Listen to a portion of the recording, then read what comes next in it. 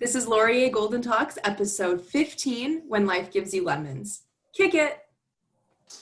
I wanna talk, I wanna be your friend. I get so nervous when I meet new people, but you don't mind cause you're a nice new friend. Let's go to school and just be friendly people. I just wanna sit and talk to you. Oh my, it's fun when we're together.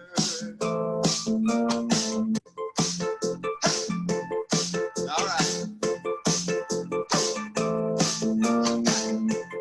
Hello, everyone, and welcome to Laurier Golden Talks, the first, best, and only podcast for the Laurier community. I'm one of your co-hosts, Christine, and I'll toss it over to my colleagues to introduce themselves. Hi, I'm Sharon. I'm also Sharon, but also Yoko. Good, everybody. It's Craig, representing Michael Jeffrey Jordan, North Carolina. The last dance may be over, but the GOAT lives forever. Greg, I see you wearing a delightful cardigan. Yes, Christine. Yes, Well, I you am. know what that means. That means it's time for On a Serious Note with Craig. Well, everybody, at the recording of this podcast, the announcement about what fall 2020 will look like at Laurier has been made. And it's given us some clarity, and clarity in this day and age is a rare commodity. So in some ways it's good, but in some ways it opens up a whole new world of questions. So in case you hadn't heard it, but I bet you have, we are moving to primarily virtual and online course delivery for the fall 2020, which is unprecedented for the university. We're not alone in this decision. There are also some other institutions at the time that we're recording this that haven't come out with a specific announcement. And I think one of the challenges with these announcements is each one of them leaves a little bit of room for interpretation. So we say primarily, so there may still be things that are happening on campus, but we don't know what yet. And certainly I can tell you that myself and the rest of my team here on screen, we've been in webinars and info sessions. And in the case of Yoko, she's actually been seconded to our Service Laurier and Choose Laurier to help with the tidal wave of questions that we're getting on our front line for students about what does it all mean and what are answers to questions that are related. And some of those related questions, like what it means for residents, the application is still open, but if courses are being offered virtually, can I still live in residence? Why would I still live in residence? All of those questions are being asked, and to be perfectly honest, all of those questions are still being sorted out. We do have time on our side. September is a long ways away. If you think about how far away it is, basically for the amount of time that we've been socially isolating since March break, we've got a little bit longer than that. So it's a long time, but you can probably relate to the fact that if you think about how long you've not been doing your usual daily routines, it feels like forever. And it also doesn't feel like it's been that long because it's become normalized to some degree. And so, yes, there's a lot of work to be done and a lot of questions to be answered on the part of Laurier and for any other post-secondary institution, just like there is for every other business. I can tell you that the province and sort of governing bodies like the Council of Ontario Universities, which reports directly to the Government of Ontario, has given a lot of leeway to individual institutions to handle things the way that they best see fit. I think at the end of the day, that is a good thing for the universities themselves and for the students that they are ultimately serving. But it makes sort of the runway to this September a little bit harder because in the absence of being told what to do, every university, including Laurier, has to make some really important decisions, and those things take time. So I would say relative to this, be patient, stay tuned, which means keeping on tabs with your email. That is the way that we communicate with you. And once you accept an offer, and we hope that's the decision that you ultimately land on, It's not necessarily the right decision for everybody. I just think it's the right decision for most of the people that'll watch this. We want you to stay tuned. Those communications will be coming to make sure that you've got the information you need. And that is an effort that is happening across the entire university. So that's really what I wanted to cover off. Thanks for joining me for this segment of More Serious Note. Yoko's get theirs this time on a more serious note with Craig. Back to your regularly scheduled programming. Thank you, Craig. So that really kind of, that announcement and our empathy with the current students that are kind of going through the university application and selecting process, we wanted to talk about kind of moments in our lives when things didn't go according to plan, kind of similar to how you are all feeling right now, but how that these moments that are stressful and sad and, you know, they are kind of throwing your emotions for a loop, how that they can turn into a learning point or create some of the best experiences that you have. So even if, you know, the first semester of university doesn't look like what you think it's going to, that doesn't mean that you're not going to have a really fantastic university experience. So we're going to talk about some of those experiences for us and how they turned into really wonderful learning lessons or, you know, the really great things that came out of that. Hence, when life gives you lemons, you make lemonade. So that's what we're going to talk about today. And hopefully you can find some solace in the fact that we've all been through things similar, maybe not necessarily to this scale because this is a once in a lifetime situation, but you can come out on the other side of kind of a sucky situation. Does anybody want to go first? Oh, you're muted, Sharon. Yeah, Sharon, we'd love to hear from you. And we can't emphasize enough how much you need to turn on your mic for us to be able to do that. Yes, I can start. Sorry, I was trying to be like, it was on a serious note. So I was like, and I've got this creaky chair today. And I was like, I do not want to be making squeaky noise while Craig's doing the serious note. But nonetheless, I can start. This was actually a hard one when I was thinking about this because I was like, ooh, like I got a whole lot of lemons going on, right? I got teens and I got stuff. And so, but I like that, but we also have oodles of lemonade. So I'm going to do it from a different note in the sense of I work on campus and most of our regular viewers know that. It's hilarious. I love people and I love interacting and I love engaging and I love people. So when I started working at Laurier, I started working at Laurier through a friend who recommended me to work there. And the jobs that were available at the time were administrative assistant. And I was like, no, I don't want to like push paper or like do all this crazy stuff. But I ended up taking the job because, you know, you kind of got to put food on the table. And I did want to change careers a little bit from what I was doing. And so then I started working there and interestingly enough, I fell in love with it. It was tough though, because like, I'm like, give me like, put a needle in my eye. You want me to do what? Like the filing, the paperwork, this report, that. And then, but what happened with it when I started to have a good outlook in it, because I was like, okay, how can I make this me? And so that's kind of how I approach life now. Like anything that comes at me, I just go, okay, how can I take this and put the Sharon spin on it? And so literally I started just interacting. I started making some of the filing and some of the stuff I had to do fun. My colleague at the time used to laugh at me. And then I tried to focus on the people, but just took a different perspective on how I saw doing that paperwork, recognizing that paperwork helped people and it was something they needed at the moment, at the time. And so that was really good. And then being at, and then I was like, oh, I'm only staying at Laurier for like, I'll only do this for a little bit until something else comes along. And, 9 years later, coming up in June, 9 years later, I'm here and I love it. And I can't imagine being anywhere else. And I love the people. I love the students. I love all those things. And I'm back in school. So really learning to take something that's just not my forte. And now because of that, I'm much stronger in my home office than I am.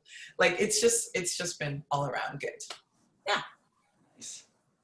So I think I'll go next because I actually have mine sort of segues nicely into what Sharon says. Before I do that, Sharon, I want to talk about turns of phrase where if you actually saw it happening in front of you, you would be mortified. So you mentioned stick a needle in my eye. And I feel like that would be a horrific thing to actually experience. But I actually, in a completely unrelated web meet or Zoom meeting I was in a couple of days ago, someone talked about beating a dead horse. And I thought to myself, could there be anything more disturbing than actually coming across someone beating a dead horse? So anyway, I've got those in the middle right now as two really awful turns of phrase. Graphic. Terrible. I'm curious to hear if anybody else think they can best those two offerings as horrible things to actually experience. I don't think so. I don't know why like similes or metaphors are always so violent. Like killing two birds with one stone. Why you gotta kill any birds? Just leave them alone. More than one way to skin a cat. Oh my gosh. Why we gotta do that? I love cats. I mean, hey, I didn't write it. It's just a thing. Yeah, now that I think about it, you're right. Like, I'm like, really? Sharon would, yeah. But the point of it is it gets the point across. It does. Right? Like, yeah. I would stick a needle into my eyeball if I didn't have to. But then I go, would I really? Yeah, no. No. Would you even take a paper cut? Like, no, that sucks. Okay, so mine is also about really sort of the start of my Laurier career. So it's interesting that that's where Sharon's took this because that's where I would start it as well. So I've mentioned this several times.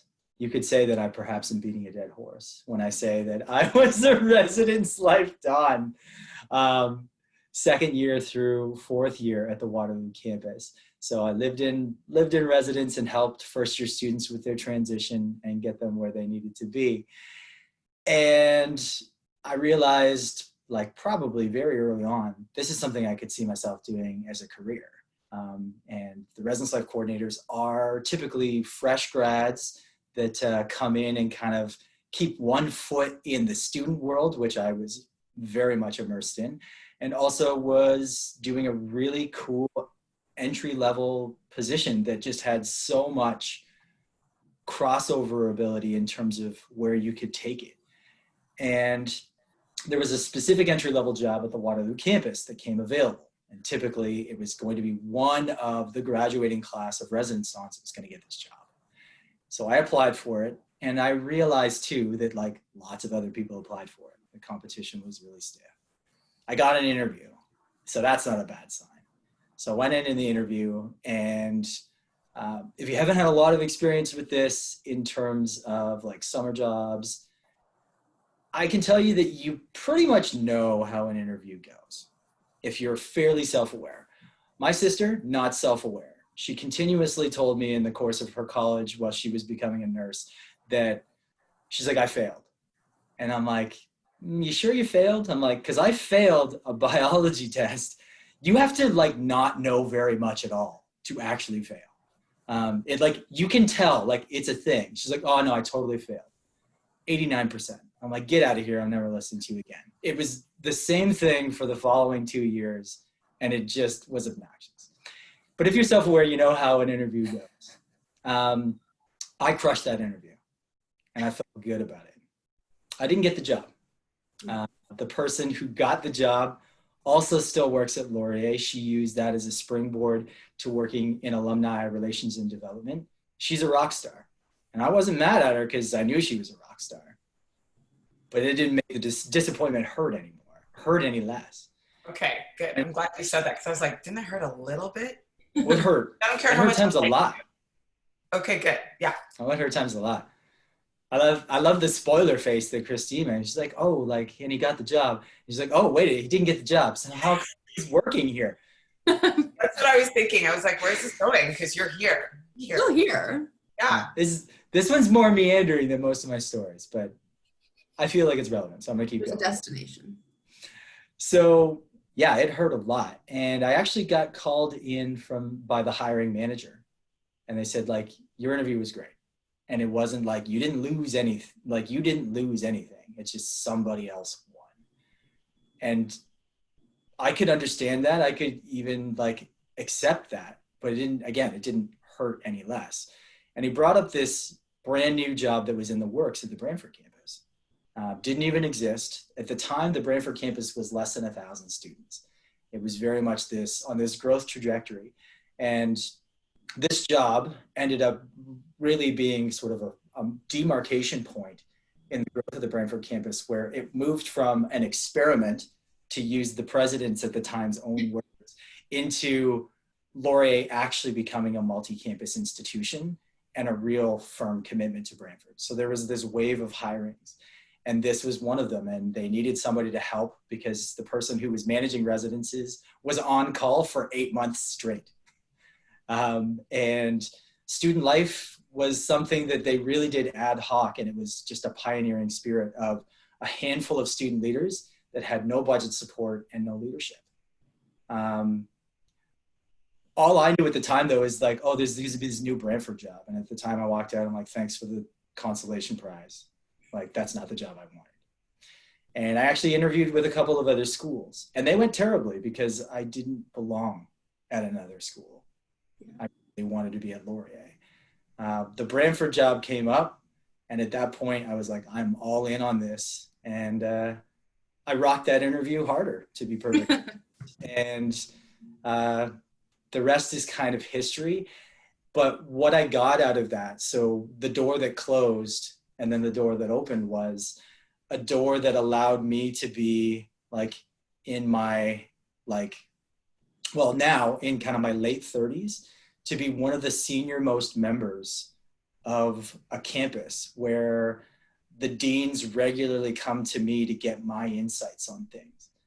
Even if I wanted to move to a different university, and I don't, but even if I did, I could never replicate the experience I've been able to have and the amount of leadership opportunities I've been given because I got the thing that I didn't want at the time. And it really has been the springboard for who I am. And as the university really moved to grow into its multi-campus identity, I was multi-campus before people even knew what the word meant. I was a graduate from the Waterloo campus. I switched to Brantford. I fell in love with that campus and have spent more time there than I have at the Waterloo campus. But I'm slowly but surely becoming the closest thing to 50-50 that any one person at Laurier could possibly be. And yeah, it's put me in a position to have influence and opportunities for leadership and growth that would have never happened if I'd had it my way, if things had according to my plan. I feel like I just got like a whole, like, I want to use the word that's coming to mind is Laurier love, but what I got was like a whole like Laurier history, like all warm and like, yes, like I'm all like, oh, that touches my heart. I like it. Thanks, I mean, I could have put the cardigan back on for that. I chose. Yeah, I know. I was like, no, that was like that went in depth. Like that was like, okay, Laurier history. It's got life, vibrancy. Well done, Craig. I'm just saying that because it's hard for me and Craig to do the whole, vibrancy and the connected, but that one touched my heart. Yeah, I was to say, compliments, especially like in public from Sharon Layler, was a big deal. That must not have been that bad. Yeah, we rip on Craig in the podcast and then stop recording, and then we're like, all right, fine, good job, Craig. Fine. But I'm giving you a public like adoration. It's good. Sorry to cut anybody else, but I just had to say that because I was like, no, Craig, that was, all right. I learned that I brought Laurier home to my heart. Aw. The nostalgia hour is over. It's time to be relatable and talk to people in an age demographic that our audience can actually relate to. Yes, take it. Ladies, over to you. Sharon, we haven't heard much from you. Let's hear your story. Okay, well, I was like, do I want to go deep here? Do I not? And I was like, you know what? I literally was like, Craig and Sharon are probably going to go deep, so I'm not going to, just bring out that balance. Funny, I asked my mom what I should do, and she's just like, talk about my garden. And I'm like, what do you mean talk about your garden? She's like, yeah, you hated it. You didn't want it there, but it turned out great because now you have free vegetables. So I'm like, thanks, Mom. That's one way of putting it, but that's not mine. Mine is actually, it's like kind of funny, but like, I don't know. We'll see how this goes. It's actually dating my fiance. It initially was a bad situation because he was my best friend's brother. And so that was kind of touchy waters, I guess. Like, you just don't date your best friend's brother, period. But I did, and that was risky to tread on that, but I did. I can't say it was a smooth road by any means, but it turned out fantastic because I'm marrying him in a month and a half. Me and her are still best friends. We are great. So honestly, mine was just super short, and just, you know, if you're a person that dated your best friend's brother, it will be okay because it turned out great for me. But that's my tidbit of what went great. I mean, I could have totally gone the Laurier route of like, hey, I wanted to go to medical school, but I didn't, and I got a job as a recruiter, and now I'm here. But this was just something different that I decided to go on. You gave technically 3 good stories that Yeah, like I'm all like, talking about. I'd love to hear about those free vegetables you have. Like, I'd follow. yeah. And I'm sitting here going, whoa, medical school? And then, I know. So yeah, just lots of twists and turns, but I am thoroughly happy with the lemonade that I have. So That's a good story too, because it's like that's more personal than like professional, which is kind of what Craig and Sharon talked about, and it's still very relevant. Like, if things are worth having, it's worth fighting for. And obviously, you came out 4 years later? How long have you guys been together? 6 years later. 6 years later, and it's worked out fine. And you have a best friend and a life partner, and that's beautiful. Aw, thanks. Now, Christine, you're going to get your chance in just a second. Before I do that, I need to make Sharon Laylor a little uncomfortable and ask some follow-up questions of Sharon Yukana, which will mean that I'll be treading on some potentially thin ice here. Oh, I'm so excited. And there's no way that our audience isn't thinking this, so I have to ask it because we're here for you. So the question is, on a scale of 1 to 10, 10 being completely on board and excited, and 1 being dead set against it, where was your best friend at the start of the relationship? At the start? And you're now fiance. At the very start, or perhaps at the lowest point where things got the most challenging, on a scale of 10 being keep it going, it's great, and 1 being break up now. Yeah. So right now we're a 10 for sure. I just wanted to preface that, if not like a 20 or a 50 right now, but let me just.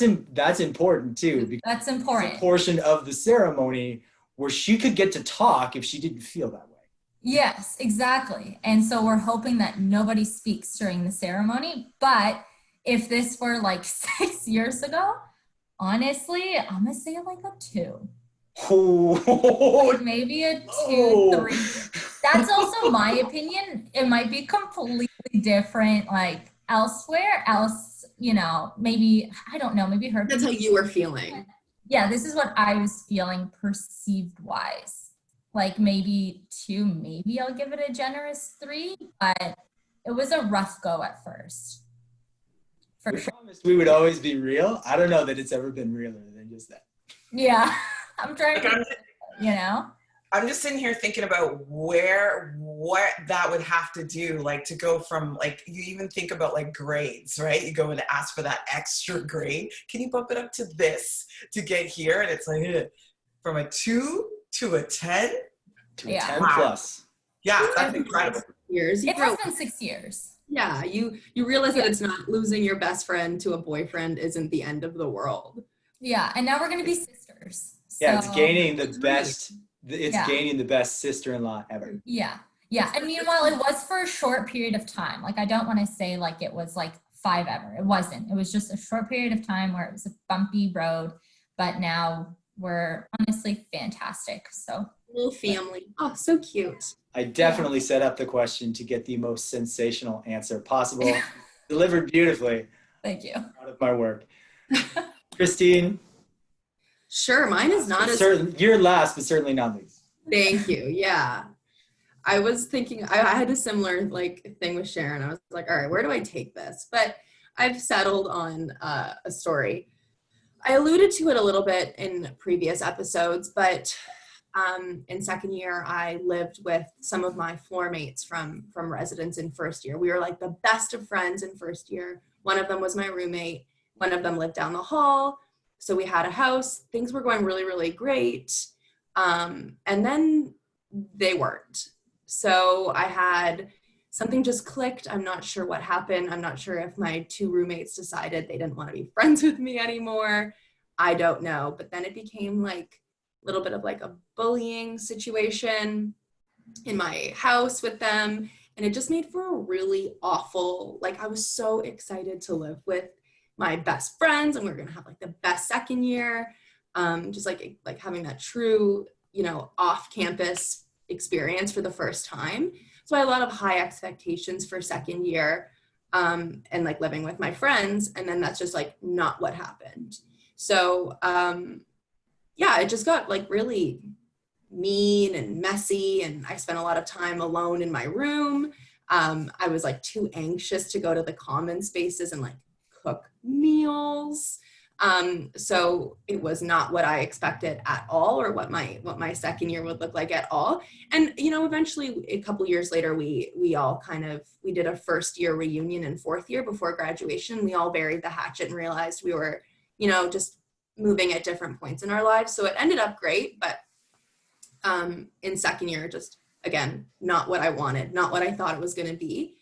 And I was really disappointed. And my mom was like, if it's too bad, like you can come home, like nothing is worth like your mental health. Like you can always go back to school.